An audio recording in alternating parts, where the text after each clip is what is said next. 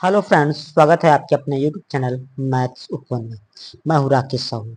आज इस वीडियो में आरआरबी एनटीपीसी अंडर ग्रेजुएट 9/9/2025 को जो कुछ क्वेश्चन पूछे गए हैं, तो इनमें से पहला क्वेश्चन है, कह रहे कि 552 रुपये की धनराशि को 3 व्यक्तियों के बीच 19:11:18 के अनुपात में बांटा जाता है। बंटन में सबसे बड़े हिस्से और सबसे छोटे हिस्से के बीच अंतर ज्ञात कीजिए। और ये पूछा गया है आरआरबी एनटीपीसी अंडर ग्रेजुएट 9/9/2025 में पूछा गया है। कह रहा 552 रुपये की धनराशि है, इसको 3 व्यक्तियों के बीच 19:11:18 के अनुपात में बांटा जाता है। इनमें से सबसे बड़े हिस्से और सबसे छोटे हिस्से के बीच अंतर बताना है।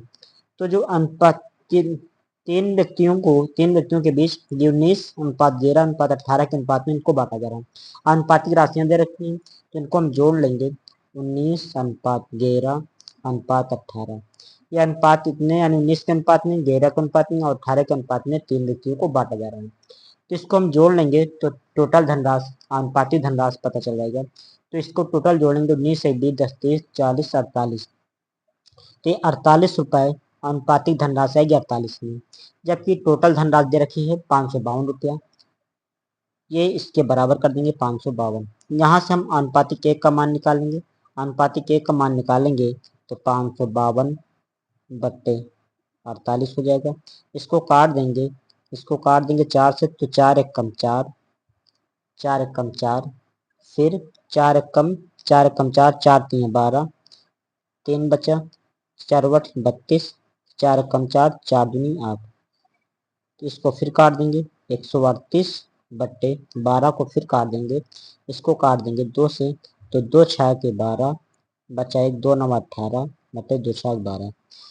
अब 3 से कट जाएगा, इसको काट देंगे, 3 दूनी 6, 3 3 9, 3 दूनी 6, 23/2।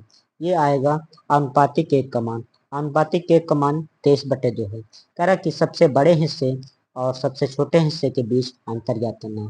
तो जो अनुपात में सबसे बड़ा हिस्सा 19 है और सबसे छोटा हिस्सा 11 है। इनमें अंतर निकालेंगे तो 19 और 11 में जो अंतर आएगा वो 8 का आएगा। तो 8 का मान पूछा जा रहा है, यानी अनुपातिक 8 का मान पूछा जा रहा है। अनुपातिक एक का मान 23/2 है, तो 8 का मान कितना हो जाएगा, 23/2 गुणे 8 कर देंगे। 2 से काटेंगे, 4 बार जाएगा, 4 को इससे गुणा करेंगे तो 4 3 12, 4 दूनी 8 है 9।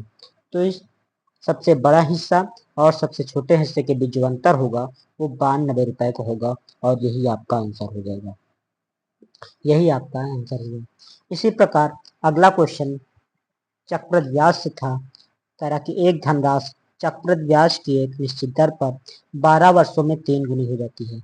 कितने वर्षों में यह धनराशि 27 गुनी हो जाएगी। और ये भी पूछा गया है आरआरबी एनटीपीसी अंडर ग्रेजुएट 9/9/2025 में पूछा गया है। कह रहा है कि धनराशि है जो चक्रवृद्धि ब्याज की एक निश्चित दर पर 12 वर्षों में 3 गुनी हो जाती है। हम इसको इस तरह लिखेंगे, 12 वर्षों में यह धनराशि 3 गुनी हो जाती है। 3 गुनी हो जाती है। कह रहा है कि कितने वर्षों में, समय पूछ रहा है, टाइम पूछ रहा है, कितने वर्षों में यह धनराशि 27 गुनी हो जाएगी। कितने वर्षों में यह धनराशि 27 गुनी हो जाएगी, टाइम पूछा जा रहा है। यहाँ पर इसको हम कैसे हल करेंगे, यहाँ 3 से 27 गुना हो रहा है। यहाँ सोचेंगे 3 की पावर कितना देने पे 27 आ जाएगा, तो 3 की पावर अगर 3 दे देंगे तो 27 आ जाएगा। तो जो पावर है, इस पावर को इस वाले टाइम से गुणा कर देंगे तो अगला टाइम निकल आएगा। तो पावर 3 है, 3 को 12 से गुणा करेंगे तो 12 3 36 हो जाएगा।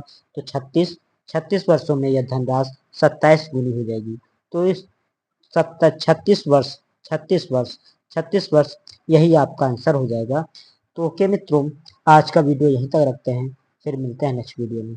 वीडियो पसंद आए तो लाइक कीजिए, चैनल को सब्सक्राइब कीजिए। धन्यवाद।